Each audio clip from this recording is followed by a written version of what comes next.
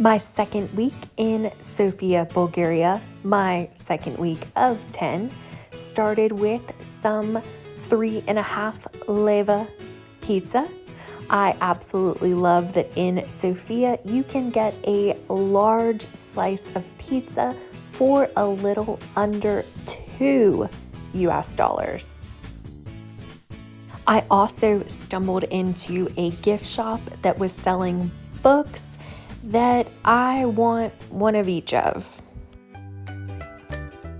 I felt like I had just barely survived my first week in Sofia due to the heat, but at the end of week 1, I was able to buy myself a fan, and I was very slowly but surely adjusting to my new living situation, an 18-bed hostel dorm. When I flew to Sofia, my plan was to spend 10 weeks completing a work exchange at this hostel. But while that work exchange did not work out, I decided that I would stay for the full 10 weeks in the hostel. What you're seeing right now is the bedroom I essentially made for myself in this insanely crowded hostel dorm. Even though I decided to pay for my 10-week stay at the hostel rather than working for my place to stay, my dear friend Vlad was working for his 3 weeks there. And here we have him trying blue Mountain Dew for the first time. Oh my gosh, it tastes good. Honestly, yay. One of the many reasons I chose to back out of the work exchange arrangement was that I had a master's dissertation to complete, and unfortunately, the deadline coincided with my first 2 weeks in Bulgaria. So Vlad, we're currently in our second week of being in Sofia. How's it going? It's tiring. I'm sick of it already. You're sick of it? Yeah. But you only have how many days left? 9. But at least we're gonna do some fun stuff this week, right? Yeah, right. Looking forward to it. And get off my shifts. My shitty shifts. Yeah. So are you saying that the worst part of doing a work exchange is the work? Yeah, it is. Yeah, it is. I mean, even though it's like part of it, but you know, it still is. Like, it's less fun than actually going out. Which makes sense, but whatever. Yeah. So my first week and a half in Sofia was truthfully a bit dull. I had work to do, and Vlad was working very hard for the hostel. Of course, that was to earn his keep there for his 3-week stay. Fortunately, I was able to complete my dissertation a little earlier than expected, and I even bought myself some flowers from a sweet old lady to celebrate. I bought these on a rainy day, and Vlad felt the need to purchase an umbrella, but once my dissertation was submitted, that meant that Vlad and I could finally enjoy ourselves and be tourists. I really mean it when I say that Vlad was working hard at the hostel. He ended up doubling up on some shifts just so he could have enough days off in the latter half of his time at the hostel for us to go see and do fun and exciting things. In addition to our strong love of travel, Vlad and I both have an interest in politics and history. So when I asked him if he had any interest in going to see the Buzludzha Monument, he enthusiastically said that he would love to. So that was our first day trip.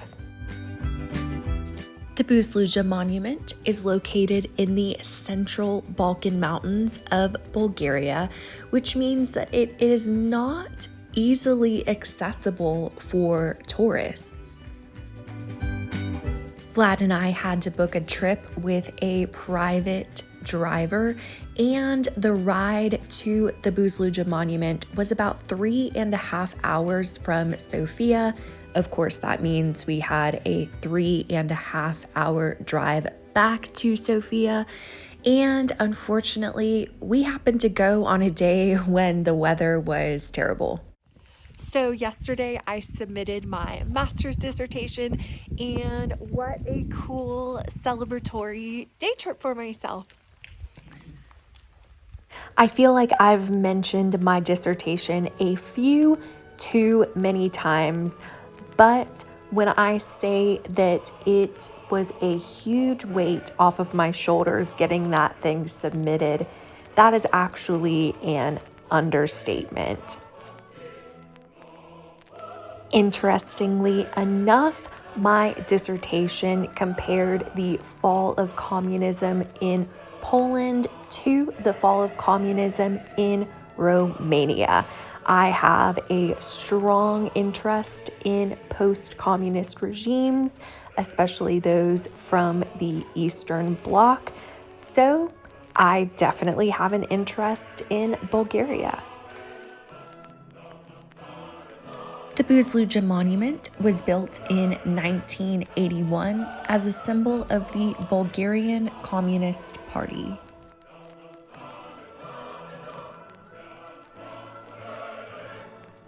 As you can see, the monument was designed as a futuristic concrete structure that resembles a UFO. The monument once served as a meeting place for Bulgarian Communist Party gatherings, but the monument fell into disrepair after the collapse of communism in 1989. Today, the monument stands abandoned, though efforts have been made to preserve it as a historical and architectural landmark. Despite its dilapidated state, the Buzludzha Monument does remain a popular destination for tourists and urban explorers, despite it not being very easily accessible.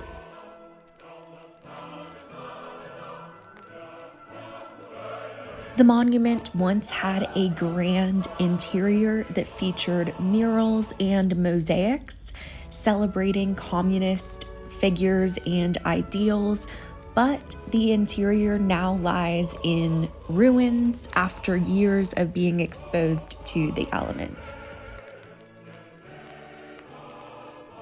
Unfortunately, due to safety reasons, the monument's interior is not typically accessible to the public, and Vlad and I were not able to see the interior of the monument. Because the monument serves as a somewhat haunting reminder of Bulgaria's communist past, the monument continues to spark debate about its future, balancing between preservation and decay. I mentioned that the monument's location was not easily accessible, and it might have made more sense for the monument to be built closer to Sofia, Bulgaria's capital, but the location for the monument was actually chosen because it was the site of a key 1868 battle between Bulgarian rebels and Ottoman forces, symbolizing both national resistance and the eventual rise of communism in Bulgaria. After a lengthy car ride back to Sofia and a nap, at least for Vlad, part 2 of the day trip we booked included the Museum of Socialist Art. Some people refer to Bulgaria or other Eastern Bloc countries' communist era as the socialist era because they claim that these nations never reached a state of pure communism, but I choose to use the term communism because in many instances, reaching a state of quote unquote pure communism was the goal. And personally, I feel as though calling those government regimes socialist regimes is an attempt to downplay just how repressive they were. Interestingly, the original proposed name for the museum was the Museum of Totalitarian Art.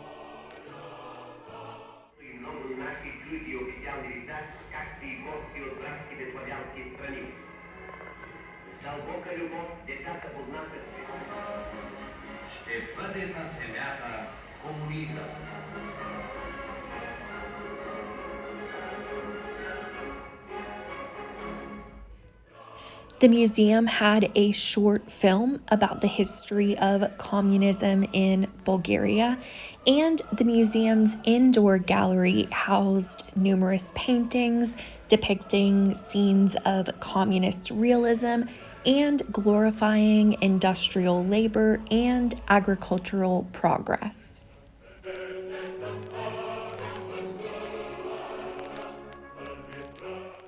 In addition to offering insight into the history of communism in Bulgaria, the museum also offered insight into the role of art as a tool of political influence during that era.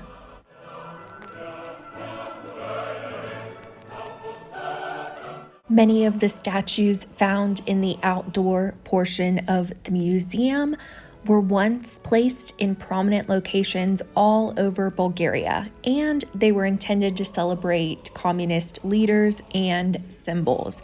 So while it seems a bit strange to have so many statues of Vladimir Lenin in one place, these were once spread out all over the country. After communism began to fall in the Eastern Bloc countries in 1989 and ultimately in 1990 for Bulgaria, these statues were removed and later collected for display in the Museum of Socialist or Communist Art. To round out our day filled with communist history, Vlad and I decided to check out a place called Calm Bar in Sofia, which was essentially just a bar, but it had a ton of really cool communist era memorabilia decorating the place. Just to be clear, I am about as far away from being a communist as one could be. I have a very healthy love of liberty. I just happen to really enjoy history. I also really like old stuff and things relating to politics, so items from the communist era tend to check all those boxes. Later on during week 2, Vlad and I stumbled upon the ancient Serdica mineral water fountains, and these were something that I had heard of, but I had no idea that they were so popular and so utilized by locals.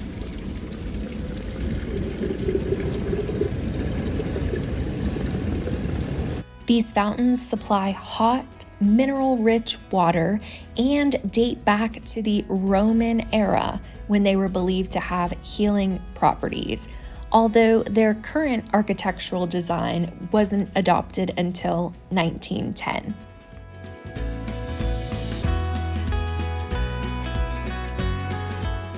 Vlad and I are both big fans of walking tours. They serve as excellent introductions when you're traveling in a new city, and somehow we had almost gotten through our first 2 weeks in Sofia without taking part in a walking tour. So we decided to fix that and sign up for a walking tour.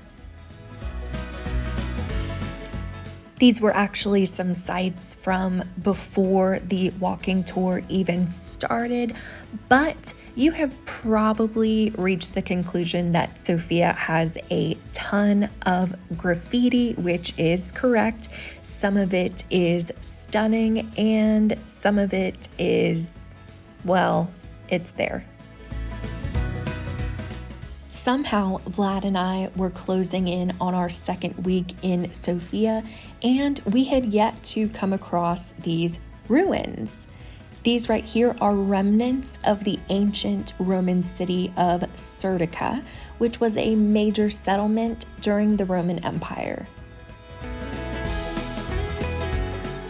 These ruins reveal streets, buildings, and defensive walls, and they are now situated right beside the Central Sofia train station. The ruins weren't discovered until the late 1970s when construction work was taking place. I can only assume that this was an unplanned part of the walking tour, but we did run into some pretty goofy TikTok dancers.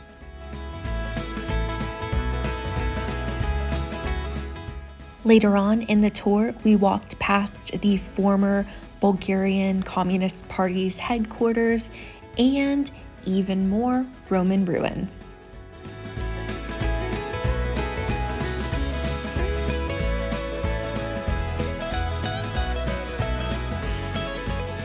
Later on, we made a stop in front of the office of the President of the Republic of Bulgaria, and what do you know? Even more Roman ruins.